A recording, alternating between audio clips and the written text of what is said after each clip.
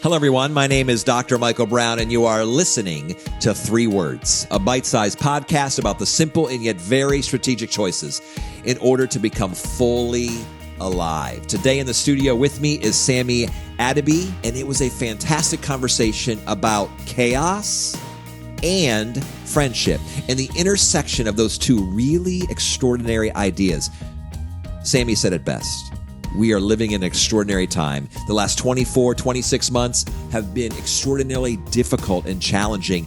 And yet, as he describes in his new book, a book about friendship, as well as this conversation here in the 3 Words podcast studio, he describes why in the world would we avoid friendship when things get hard? Why do we put on the shelf the most important thing in the world, which is our relationships, when things become challenging? Sammy challenges all of us today during this conversation to actually enter deeply into friendship, to pursue relationships more than ever when things are busy, crazy, chaotic, and you're thinking there's nowhere to turn. This was a timely conversation for a time such as this. Listen now. It is such an honor to be here in the 3 Words podcast studio with my dear friend of many, many years, Sammy Adebiyi. And obviously, Sammy, we have known each other for a really long time. Long time, yeah. And we had the privilege of having a very real and raw conversation back in the day on Black Lives Matter, the longest episode of 3 Words podcast ever, soon after the murder of George Floyd. But today we're going to go take a very different direction with these 3 words. Chaos and friendship. Chaos and friendship. So, Sammy, you are a storyteller. You are a speaker. You travel nationally, even globally, with Food for the Hungry. Yes, right. And even now an author of a new book about friendship. That's right. I think it's just called... It's a book about friendship called The Book About Friendship. So that's the title of the book, A Book About Friendship. Yes. So I'm really excited and really curious. You obviously have selected these 3 words, chaos and friendship. So begin our conversation. What is this about for you? So life is crazy. Life is hard. You know this. Life is brutal. The last 24 months or so for a lot of people have been really hard. And this whole different conversation, I'm not sure that we can even like comprehend what's happened to us in the last 24 months as a country, as a people, and in our families and our friendships. And so one of the things that I learned a lot earlier in life is that, I don't know why that is, and maybe you can speak to this, you're a life coach, but when things get crazy in life, when there's chaos, when things change, when things aren't working well, we tend to default to isolation, right? Like it's kind of like, okay, now it's not going well, so I got to bunker in and I just learned really the hard way. And it's counterintuitive in some ways when you're in that moment. But I think back to seasons in my life where it was the most chaotic, where I was going through the hardest times in my life.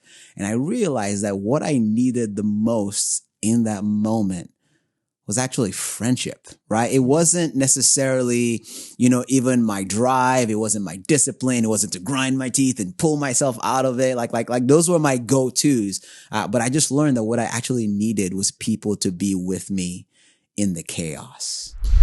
I'm going to pause here for just a second in the middle of my conversation with Sammy. I'm sure he's already hit a nerve with you. And I'm guessing there's friends of yours or family members who could really use a listen to this episode. We're talking about friendship. We're talking about relationships. Please share this with someone who is important to you.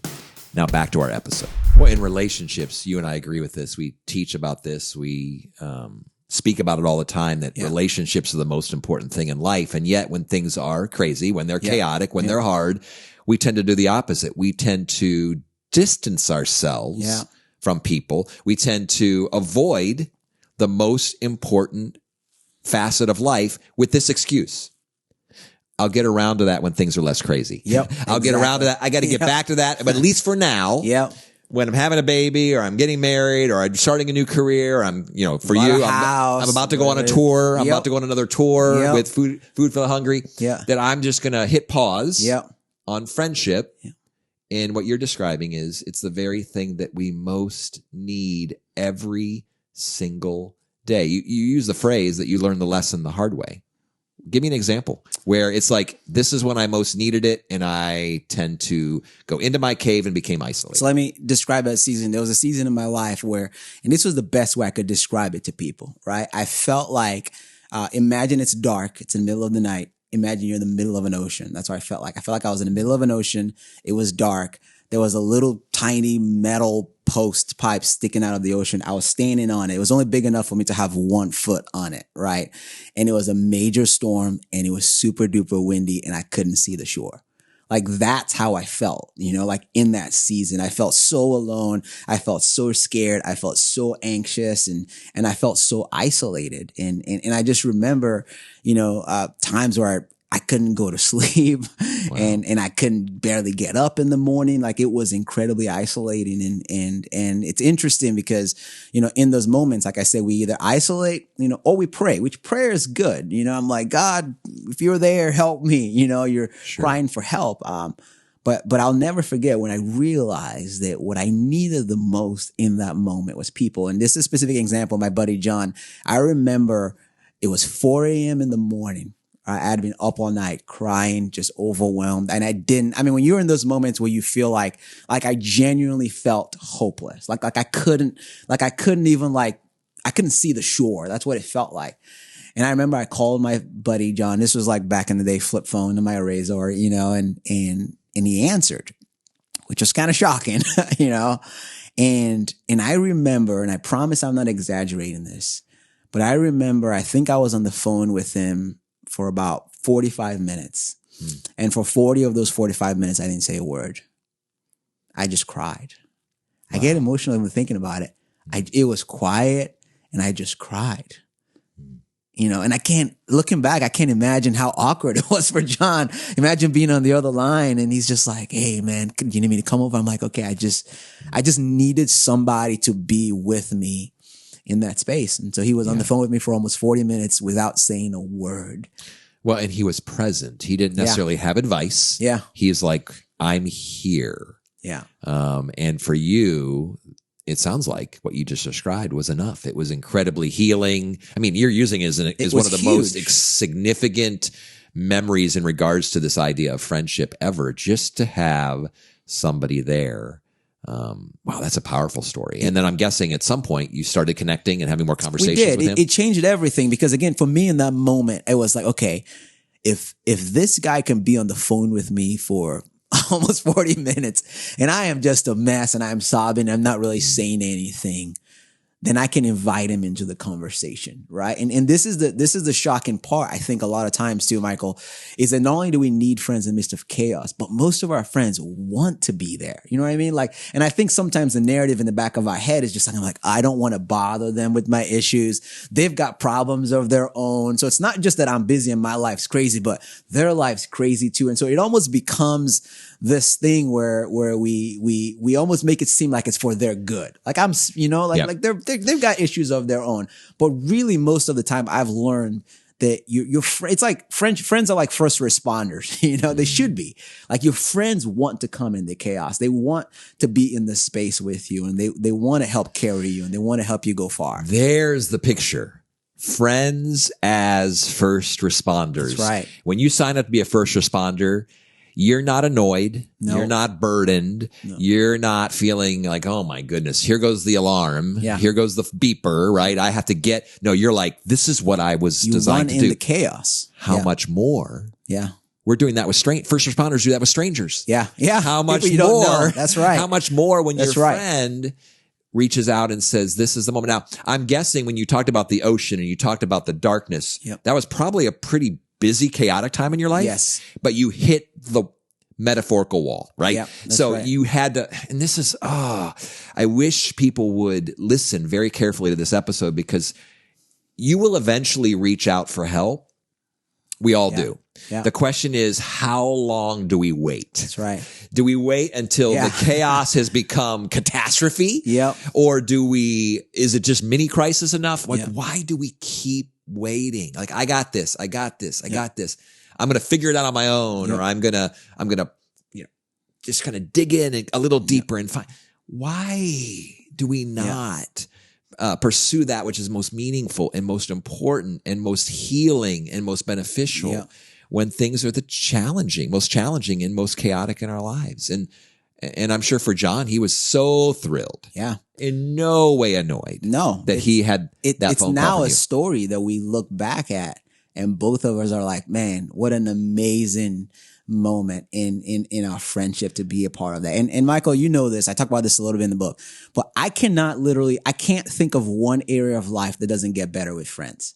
And I tried, like professionally, spiritually, emotionally. It doesn't matter what you're trying to accomplish. Your marriage, like everything is better with friends. And like you said, we tend to make the most important things the last thing. And so what happens, I get to meet with people a lot, just to kind of help them work through stuff. I know you do too, but you meet with a couple, and by the time you meet with them, it's like the marriage is basically almost over. And you're like, why didn't you do this 5 years ago, right. 10 years ago, right.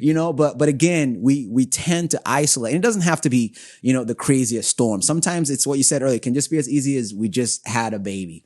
We just bought a house. Man, work is crazy right now. I've just found myself, I've gotten to a point in my life where I'm like, anytime I start thinking that, I want my default response to be, okay, I need to let my friends in. Like, I got to pick up the phone and call somebody. Not like, hey guys, I'll see you guys in a couple weeks, but really to say, no, this is the time you need your first responders to come in. And that I also get to do that, for my friends. Like, I've told a lot of my friends, like, you can't keep me out. You tell me life's crazy. That means that, to me, that's a beacon call that, hey, we need you to actually come into the chaos. It's time to show up. That's time right. to show up. That's right. Well, and you've described two sides of the coin in the sense that chaos requires community, that Yep. chaos necessitates the need for friends to be close by. Yep. But then you also made another comment, even when things don't feel in crisis mode Yep. or in chaotic mode, that everything in life Yeah. is better with, that's a beautifully stated way. Yep. Everything in life is better with friends. Now, it's interesting. How many books have you written in life? Like that I've published or Yes, on my computer? that are published. About two. Okay, Two so ebooks. Yeah, one of yeah. those you have chosen. So this obviously Yeah. has become an area of deep passion Yep. and deep conviction for Yeah. you. You've actually written a book. Yeah. Well, it's entitled A book about friendship. yeah. So because it's become that important to you. Yeah. Are there other principles or practices or things that from that book even that you can share that would really be helpful for our listeners who are tracking with us? They're watching us on the YouTube channel. Yeah. They're on one of the podcast platforms. They're like, okay, I hear this. This makes sense to me. What next? Yeah. So I say, so one thing I talk about through the book quite a bit is just take the next step. Right. And so I think when it comes to community, when it comes to friendship, I think sometimes conversations like this are helpful, but sometimes you can be paralyzed, right? It's easy to be like, well, obviously, Sammy, you had John, and you obviously already had a friend you could call at 4 a.m. in the morning and he answered the phone. You had some history there, and so I think generally speaking, I just always tell people, hey, take the next step. And I love that because all of us can take the next step. So if you're like as far away from community as possible, okay, what's your next best step? Is, okay, I'm going to text someone. I'm going to ask someone to coffee. I'm going to ask someone how they're doing. I'm going to show up at whatever context it is that I can make friends. Or if you're like me, and I found myself doing the same thing where it's okay, like even with my friendship with John, I mean, this was like, I don't know, maybe 18 years ago that I called him at 4 a.m. in the morning. And even now, I still have to challenge myself to push past the barrier. Like I still have to take the next step. In fact, I called him, I don't know, maybe 3 months ago, and I found myself getting nervous for the call, even though I know him, I love him, I trust him, I knew he was going to be there for me, but vulnerability is never, at least for me, it never becomes comfortable, It's never the default. It's never just like, oh, now I feel like you still always wonder, like, will they show up? Do they still care? If they really know me, will they still love me? And so just kind of this idea of just taking the next step and being intentional, being vulnerable and just being available, is to just say, obviously chaos and friendship, we want to orient our lives in a way that people are available in our lives. But I think one of the best ways that we can actually do that is for us to be available in other people's lives. To say, hey, I'm going to fill the gap in ways that I wish people would fill the gap for me. Well, and you're saying it beautifully there in the sense that, we all want a best friend. Yeah. And we don't tend to think about how do I become the kind of friend that can actually attract a best friend? Yep. Or how can I be right now a best friend to someone else? Yep. We're always looking to find and Yep. to take and to discover for ourselves.